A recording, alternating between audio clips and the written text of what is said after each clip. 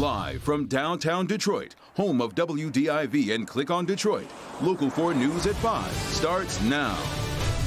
Another shot of snow on the way. The local forecasters are tracking the potential for a messy morning commute. A smuggling operation busted at the Wayne County Jail. What the sheriff says a worker brought in multiple times, and why they think this operation runs much deeper than just two people. But we're going to begin here at 5 with multiple new developments in the Oxford school shooting. Exactly 1 week after the shooting, there are many facets to the story that continue to evolve quickly. Let's get you caught up on the newest developments here at 5. Today, family and friends paid their last respects to Tate Meir, the Oxford High School football player who was killed in Tuesday's shooting. Meantime, the school district has turned down Michigan Attorney General Dana Nessel's offer to investigate the shooting. We'll have more on that here in just a moment. And as all that happens, we're awaiting word on any possible next steps for the artist accused of harboring the parents of the suspected shooter. Now tonight, the Local 4 defenders are taking you inside the tense manhunt for James and Jennifer Crumbley. That includes brand new security camera video showing law enforcement combing that neighborhood on the city's east side. Defender Sean Lay joins us now live from the warehouse where the Crumbleys were found. And Sean, kind of take us through, show us how it all unfolded here. Let's get right to that video, Kimberly, because it puts you in the shoes of law enforcement in the dark, coming around things like this, looking into dumpsters very carefully. So many places here to hide near this warehouse. You'll see these officers carefully looking into vehicles, not knowing if Ethan Crumbley's parents were here, but they knew that they were close. The Local 4 defenders with security camera video taking you through the intense manhunt for the parents of accused Oxford school shooter Ethan Crumbley at 1 o'clock Saturday morning in Detroit. You can see police in full body armor with guns drawn, flashlights in hand, carefully searching step by step all over this area on Bellevue Street on Detroit's east side. There are so many places for people to hide here. Agents even taking a look inside a large tree stump.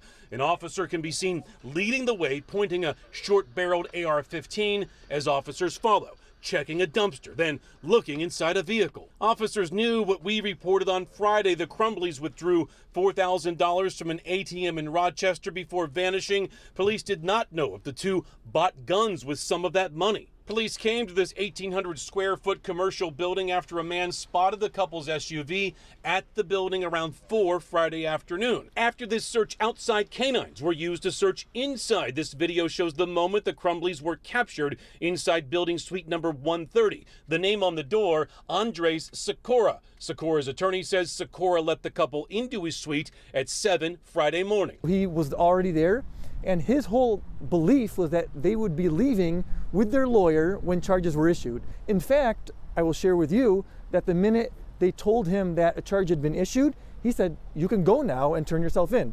He didn't know they stayed the rest of the night. Back here live in our conversation with Sikorski, with his attorney, he says he had no idea that they were wanted at that time. He is cooperating with the investigation. Investigators want to know if he was helping them avoid arrest, but he is cooperating, and he says he was not helping at all. Now, guys, 1 week ago, since this awful shooting, a local leader picks up the phone. He makes a critical call to officials in Parkland, Florida. That's coming up at 6 o'clock, that critical call, and how it's helping here deal with the school shooting in Oxford. Guys, back to you. Sean, before you go, one more question. You spoke with a man who has the cameras in that area. How did he describe what he was watching? He was right here, said it was absolutely intense. As you saw those investigators coming through this area and next door in his building, out of his building, he was very relieved when it all was over. I'm sure. Okay. Sean, thank you. Meanwhile, Michigan Attorney General Dana Nessel says she's disappointed the Oxford School District turned down her offer to investigate the shooting. The school says they will instead use an outside firm to investigate what happened. Let's bring in Larry Spruill. Larry spoke with the AG today. Larry, the big question we've had around here, the AG doesn't really need to ask permission, does she? Well, Devin and Kimberly, no. Her office can do this investigation without the permission of the school district. But she tells me she doesn't want to take that route just yet, but it's not off the table.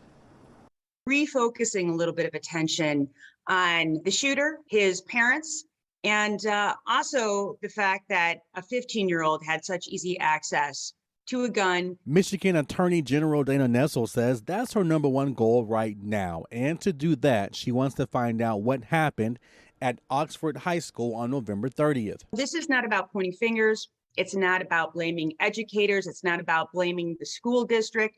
It's just finding out what happened here. How did it happen, and could it have been prevented? Moving forward, we can ensure that we have best practices and best policies to address these types of concerns to ensure that this never happens again. Nessel recently told Oxford school district leaders her office could do an independent investigation into the shooting, but the district declined the AG's invite, saying they will hire their own firm, many doubting those results will be made public in order to protect the district from civil liability. Candidly, that's been our experience in the past when we have these situations. Meanwhile, Nessel says as of now, her team will be working with Oakland County Prosecutor Karen McDonald and meeting with Oxford teachers, students, and parents. AG, will your office do the investigation anyway? We will discuss all of the issues that are most important to the community, and then we'll make an assessment going forward from there.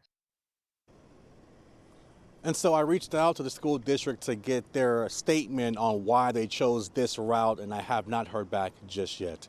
We're live tonight. Larry Sproul, Local 4. It's fascinating. All right, Larry. Well, students at Walled Lake Central High School were sent home today after a report of shots fired. The Oakland County Sheriff tells us they received a call around 8:30 this morning. Investigators say the building entered lockdown after rumors of a threat being made. Nobody was injured and no shots were fired in the building. Deputies are investigating the source of the 911 call. 5 more students facing charges in connection to school threat cases in Wayne County. 5 cases involve these threats of violence against a number of schools across the county. The schools include Detroit, Melvindale, Wayne, and Grosse Pointe Farms. All 5 students charged with intentional threats to commit acts of violence. 2 face an additional charge of malicious use of a telecommunications device. Funeral arrangements are set for Justin Schilling, and the funeral home has asked us to pass along this information. In light of COVID concerns, we've been asked to live stream Justin's funeral. It is set for 7 p.m. Thursday night. We'll have a link to it right on the homepage at clickondetroit.com. Our coverage of the Oxford school shooting continues on clickondetroit.com, and there you can find a big picture look at where things stand with the criminal cases. Also, the best ways to help the victims of the tragedy. We've got all the links on the homepage at clickondetroit.com. Well, we of course had a round of snow yesterday. Looks like another shot headed our way overnight now. That's right. Let's get over to Andrew here for a look at what's coming and when. Hi, Andrew. Hey there, Kimberly and Devin, and you're right. Snow coming at the best time, by many opinions, when many of us are sleeping. But of immediate concern right now, the cold conditions that we have currently with temperatures between 20 and 25 degrees. This is the coldest day of the week, coldest feeling day of the week too. Wind chills are still stuck in the teens. That's how cold it feels if your skin is not protected. So if you have any evening plans, you're running any errands, after school activities, make sure you bundle up, cover those extremities as well. Winds at around 6 miles per hour. Many folks coming downtown for a little hockey. Red Wings taking on Nashville. Temperatures in the low 20s outside the arena. Mostly cloudy, cold, but it remains dry. The snow is still well off to our west, but it arrives overnight. So it could be slippery tomorrow, but it will be in light amounts. We'll talk about that light amount of snow and what's ahead for tomorrow afternoon, the rest of the week, coming up. All right, Andrew. This Wayne County jail worker is accused of smuggling and selling drugs to inmates. Investigators say she was not an employee of theirs, but was a contract worker, contracted to work in food services. Sheriff says she was doing a lot more than that. As Megan Woods reports, he also has a message for others who may be involved. Megan.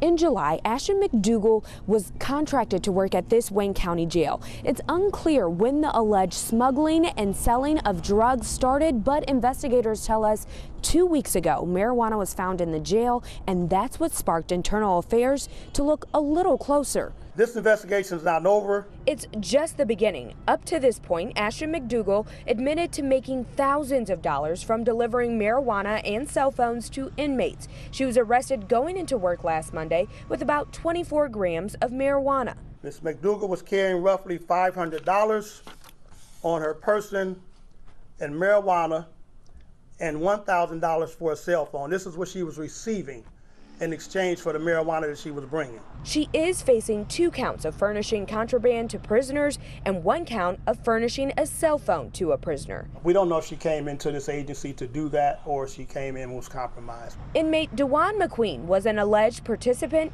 He was in jail on charges of assault with intent to murder and is now looking at a new charge related to having a cell phone. We're taking this very seriously and we're going after anybody else who may have been involved, inmates, and even on the outside, those who were giving her money to do these kind of things, bring these kind of illegal contraband. Not only because it's against the law, but it's a safety threat. If it's marijuana one day, it's something else the next day.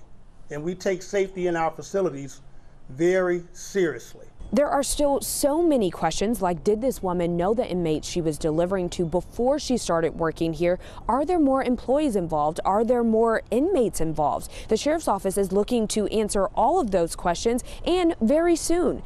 In Detroit, I'm Megan Woods, Local 4. All right, Megan, the Wayne County Sheriff's Office said they do random searches to be vigilant against crimes like this, and they also found pure fentanyl on an inmate, an award where McDougal worked, though she denies bringing in anything other than marijuana, cigarettes, drug paraphernalia, and cell phones, which is plenty. A web outage affecting several major streaming services and websites today. Amazon Web Services was hit with an outage that took down some websites as well as services. The outage affected services including Disney+, Netflix, and the Ring doorbell app. Several critical tools used inside Amazon are down, including an app used by delivery drivers to scan packages and access delivery routes. Amazon says it has identified the root cause and are actively working toward a solution. All right, off and running on this Tuesday. Let's check in with Hank Winchester. A large apartment complex here in Detroit, tenants living without heat. We have the city out here right now working to help those who are in need. I'm Hank Winchester. Help me, Hank. We're live tonight.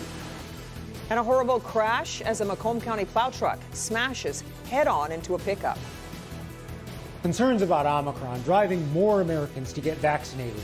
I'm Dr. Frank McGeorge. Coming up, the latest on this new variant and why health officials are warning Delta is still the biggest threat this holiday season.